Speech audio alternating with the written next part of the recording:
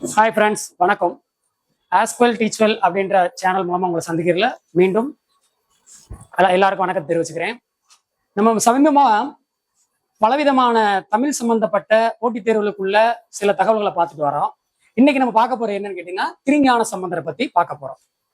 திருஞான சம்பந்தர் அப்படின்றவர் யாருன்னு கேட்டீங்கன்னா, சீர்காழியில பிறந்தவர், அந்தனர் குலத்துல பிறந்தவர். இவருடைய பெற்றோர் பார்த்தீங்கன்னா சிவபாத இருதயர் பகவதி அம்மையார்னு சொல்லுவாங்க.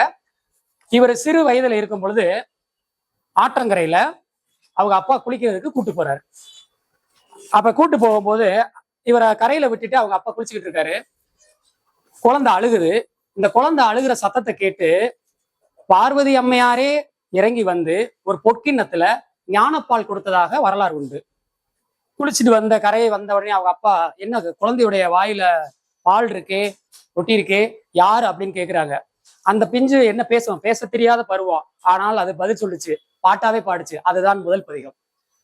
என்ன பாட்டுனா, தோடுடைய செவியான், தோடுகளை அணிந்திருக்கக்கூடிய சிவபெருமானுடைய மனைவி தான் எனக்கு வந்து ஞானப்பால் கொடுத்தாங்கன்றது அந்த குழந்தை அழகா சொல்லுச்சு. அன்னையில இருந்து ஒவ்வொரு ஊரா கோயிலுக்கு சென்று இரவின் மேலு பதிகங்கள் பாடுவது வழக்கமாக வச்சிருந்தார், சிறு வயதிலேயே, குழந்தை பருவத்திலேயே. சரிங்களா? இவருடைய காலம் 7ஆம் நூற்றாண்டு. இவருடைய சேவையை பார்த்து திருநாவுக்கரசரே, எவ்வளவு வயசானவர், திருநாவுக்கரசரை அப்பான்னு இவர் அழைச்சாரு. ஆனா திருநாவுக்கரசரை இவரை திருஞான சம்பந்தரை பல்லக்குல சுமத்து கூட்டு போனார். அப்படி ஒரு வரலாறு உண்டு. சரிங்களா?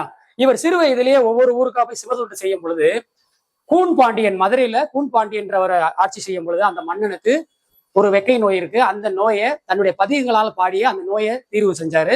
அதை தீர்த்து வச்சதுனால அவர் சமண மதத்தை விட்டு சைவ மதத்திற்கு மாறினார். சமய குறவர்கள்ல முதன்மையாக மதிக்கப்படுபவர் திருஞான சம்பந்தர். மொத்தம் சமய குறவர்கள் 4 பேர் சொல்லுவோம்.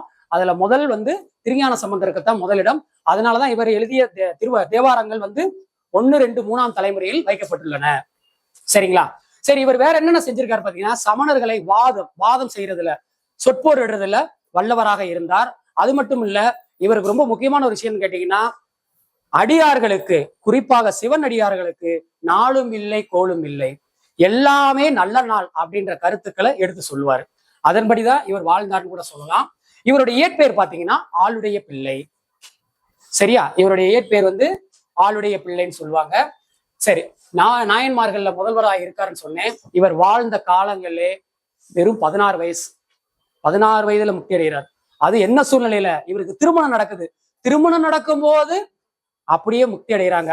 அனைவருமே அப்படியே சிவனுடைய அருள்ல மேல அப்படியே போறாங்க, முக்தி அடைகிறதாக வரலாறு இருக்கு. அந்த இடம் பாத்தீங்கன்னா எங்கன்னு பாத்தீங்கன்னா திருநல்லூர்னு சொல்லுவாங்க. அது இன்னைக்கு ஆச்சாள்புரம் என்று அழைக்கப்படுகின்ற ஒரு இடம். வேற சிறப்புகள் பாத்தீங்கன்னா, வேதாரண்யத்துல கதவை திறக்கிறதுக்கு திருநாவுக்கரசர் பாடினாரு. கதவை மூடுறது, அவர் பல பாடல்கள் பாடிதான் வந்து கதவை திறக்க முடிஞ்சிச்சு. ஆனால் திருஞான சம்பந்தர் ஒரே ஒரு பாடல் பாடி கதவை மூட செய்தார். அப்படி ஒரு அற்புதம் வேதாரண்ய திருமுறை காட்டுல நடந்த வரலாறும் உண்டு அப்படின்னு சொல்லலாம். இவருக்கு ஒரு முக்கியமான ஒரு பட்டப்பேர் இருக்கு. என்னன்னு கேட்டீங்கன்னா, திராவிட திசுன்னு சொல்லுவாங்க. திராவிட திசு அப்படின்றது ஆதிசங்கரால் அழைக்கப்பட்ட ஒரு சிறப்பான ஒரு பெயர்னு சொல்லலாம். திருஞான சம்பந்தர் கடைசியா பாடிய பதிகம் என்னன்னு கேட்டீங்கன்னா, காதலாகி கண்ணீர் மசன் அப்படின்ற ஒரு பாடல் தான். அந்த பாட்டை இப்ப நானே உங்களுக்கு சொல்றேன், அதை நல்லா கேளுங்க. கேட்க ரொம்ப அற்புதமான ஒரு பாடல், கடைசி பதிகம் அது. காதலாகி கசிந்து கண்ணீர் மல்கி ஓதுவார்தமை நன்னெறி குய்ப்பது வேதம் 4லும் மெய்ப்பொருளாவது நாதன் நாமம் நம சிவாயவே. ஒரு அற்புதமான பதிகத்தை கொடுத்து நம்ம இறைவனோட சேர்ந்தார் சொல்லலாம். அது மட்டும் இல்லாம பல பாடல்கள், பல பதிகங்கள் இருக்கு. அதுல இன்னைக்கு குறைவான பதிகங்கள் மட்டும் தான் நமக்கு கிடைச்சிருக்கு. சரிங்களா? திருஞான சம்பந்தர் சம்பந்தம் இல்லாத ஒரு நபர் இல்ல, தமிழுக்கு ஒரு முக்கியமானவர், பக்தி இலக்கியத்தை வளர்த்த ஒரு முக்கியமான நபர்கள்ல திருஞான சம்பந்தர் முக்கியமான இடத்துல இருக்கிறாரு. சரிங்களா?